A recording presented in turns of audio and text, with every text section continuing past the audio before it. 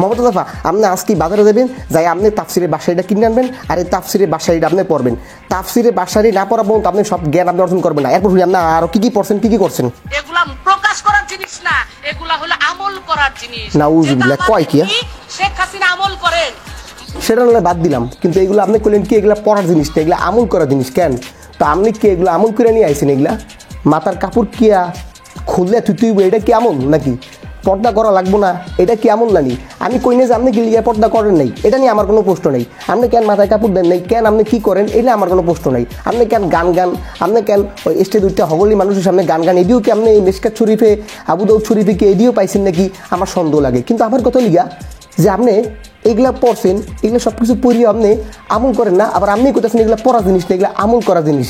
তাহলে এগুলো আমল করা জিনিস হলে তাহলে আপনার আমল কই? আপনার আমল তো আমরা দেখতেছি না। হ্যাঁ, আপনার আমল তো আমরা দেখতেছি না। এই ওদের কাছে কি কয়?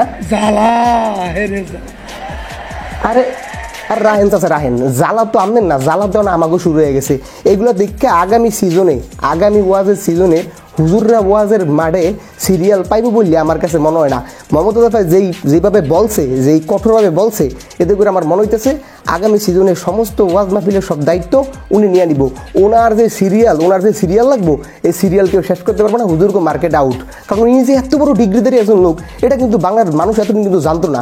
বাংলার মানুষ এতদিন মনে করছে মমতাজ আপা মানে এত কিছু জানে না। কিন্তু নবীর হলে যখন কটূক্তি করে, এই যে বিশ্ব নবী মোহাম্মদ সাল্লাল্লাহু আলাইহি ওয়াসাল্লাম যখন কটূক্তি করা হয় বা তাকে নিয়ে যখন গালি দেওয়া হয়, তখন তো একবারও দেখি নেই মমতাজ আপার কোনো কিছু কইতে, মানে একটু তীব্র নিন্দাও জানাইতে শুনি নেই, কোনো কিছুতে শুনি নেই।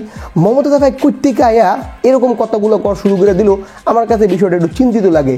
কিন্তু আমার কাছে আর একটা প্রশ্ন আছে, মানে যেই প্রশ্নটা আমি বারবার আপনার করে মানে বুঝাতে চাইতেছি। এই যে ব্যক্তিটা এত কিছু পড়ছে, এত কিছু পড়ার পরেও ইনি বলতেছে এগুলা কোনো কিছুই জানার জিনিস না, পড়ার জিনিস না, এগুলো লিগে আমল করার জিনিস না। আমারও প্রশ্নটা হেই আনে ভাই, আপনি যে নিজেই কইতেছেন তা আপনি নিজেই তো আমল করেন না। আপনি নিজে আগে আমল করেন, এরপরে দেখি যে আপনারা কে কী কয়, আমার নেত্রীরা কে কী কয়। তাই প্রধানমন্ত্রী লেনদেনের উপরে কোনো কথা নেই, কথা লিগে আপনারা নিয়ে আপনি যেই ভাষণটা দিলেন, যে ভাষণটা আপনি দিলেন, আর আপনার এই ভাষণের মধ্যে আরও বহুত কাহিনী আছে।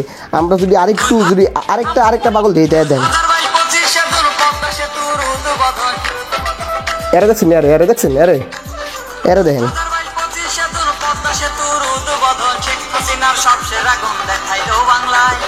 এর চেহারাটা কেমন দেবে দেখেন তো।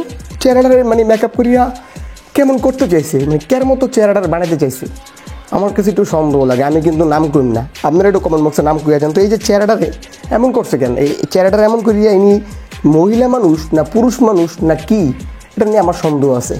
যাই হোক, ভিডিওটা এই পর্যন্ত থাকলো। আপনার কাছে আমি এটা বিচার দিয়ে গেলাম। মমতাজ আপা যে এত কিছু পড়ছে, এত কিছু পড়েও যায় আমল করতেছে না, আবার হাই যে করতেছে এটি পড়ার জিনিসটা, এগুলো লিগে আমল করার জিনিস, নিজে আমল না করে যে এই ধরনের কথা কইতেছে, এই কথার জন্য তারা আপনারা কী করবেন কমেন্ট বক্সে একটু কয়ে যান। আজকের মতো এই পর্যন্তই। আসসালামু আলাইকুম।